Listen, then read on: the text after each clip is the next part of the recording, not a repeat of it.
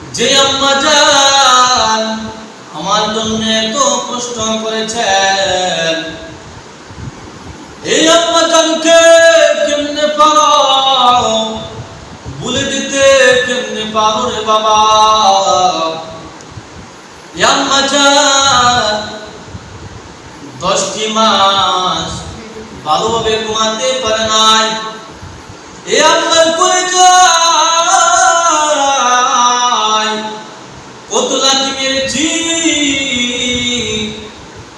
মা ব্যথা অনুভব করে করে করে আম্মা জান এই ব্যথাগুলা কোনদিন প্রকাশ করে নাই। অথচ আজকে আমি এত বড় হলাম, আজকে আম্মা জানকে ভুলে যাই, আজকে আব্বা জানের অবদান আমরা ভুলে যাই। আব্বা জান বাহিরে কত কাজ করে, কত কর্ম করে, এই আব্বা জান মানুষের গালি শুনতে হয়, 10 টাকা ইনকাম করার জন্য মানুষের গালি শুনতে হয়, মানুষের লাথি খেতে হয়। অথচ আব্বা জান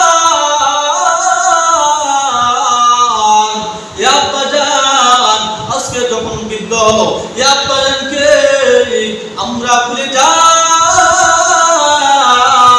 শুধু ভুলে যাই না, আমরা যখন শক্তি হলো, আমাদের যখন ক্ষমতা হলো, আব্বা জানকে মারার ক্ষমতা হলো, আম্মা জানকে মারার ক্ষমতা হলো, এই কারণে আব্বা জানকে আমরা লাথি দেই,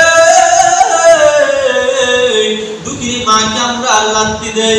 মায়ার নবী বলেন, এ পৃথিবীর মানুষ, আমার যে দুনিয়ার মধ্যে আমার কেউ নাই, আমার মা নাই, আমার বাবা নাই, ছোট্ট বয়সে 7 বছর বয়সে আমার বাবা আমার থেকে আমাকে এতিম করে দুনিয়া জমিন থেকে বিদায় হয়ে গেছে।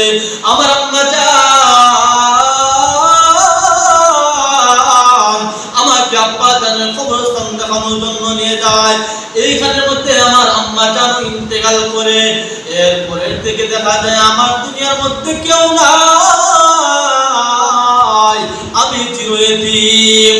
যাদের মা বাবা দুনিয়ার জমিনে নাই, তারা বুঝে দুনিয়া কত অন্ধকার, দুনিয়া কত লানতের জায়গা, দুনিয়া কত ভয়ঙ্কর দুনিয়া হতে পারে। যার মা নাই সেই বুঝে, যার বাবা নাই সেই বুঝে। এই জন্য মায়ের নবী বলেন, তোমরা আব্বা জানকে তোমরা কষ্ট দিও না, তোমাদের আম্মা জানকে জিন্দেগিতেও কষ্ট দিও না। যে আম্মা জান রাত্রিকে রাত্রি মনে করে নাই, যে আম্মা জান দিনকে দিন মনে করে নাই, আমার জন্য কত দিন অতিবাহিত করেছে, আমার জন্য কত কষ্ট অতিবাহিত করেছে, অথচ আমার আম্মা জান কোনদিনও বলে না। অথচ যখন আম্মা জানকে আম্মা বলে ডাক দেয়, আম্মা বলেন অবশ্য দুঃখ কষ্ট আমার দূরীভূত হয়ে গেছে।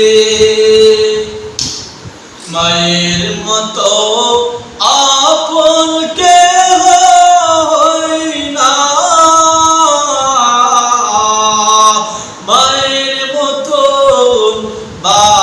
ভালোবাসা কেউ তো বাসে না।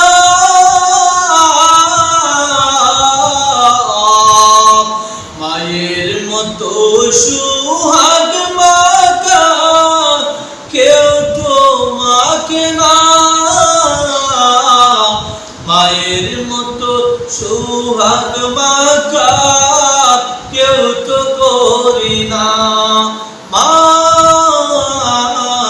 আমার জনম দুঃখী মা, যাদের আব্বা আম্মা অন্ধকার কবরে শহীদ হয়ে গেছে, আজ থেকে তওবা করে আর জিন্দেগিতে আব্বা জানের সাথে বিয়াদবি করব না, দুঃখী আম্মা জানের সাথে বিয়াদবি করব না, জিন্দেগিতে বিয়াদবি করব না। এই জন্য আবার আল্লাহ তাআলা পবিত্র কুরআনুল কারীমের মধ্যে জানিয়ে দেন, ওয়াকাদা রাব্বুকা আল্লা তা'বুদু ইল্লা দুনিয়াহু ওয়া বিল ওয়ালিদাইনি ইহসানা। তোমরা এমন কথা বলো না যেই কথা বলার কারণে আম্মা জান কষ্ট পায়, যেই কথা বলার কারণে আমার আব্বা জান কষ্ট পায়, তেমন কথা যেন আমাদের জবান থেকে জিন্দেগিতেও না বাহির হয়। এমন কথা বলবো না যেই কথা বলার কারণে আমার আম্মা জান কষ্ট পায়, আমার আব্বা জান কষ্ট পায়। এমন কথা জিন্দেগিতেও আমার এই লিসান থেকে, এই জবান থেকে আমি জিন্দেগিতেও পাবো।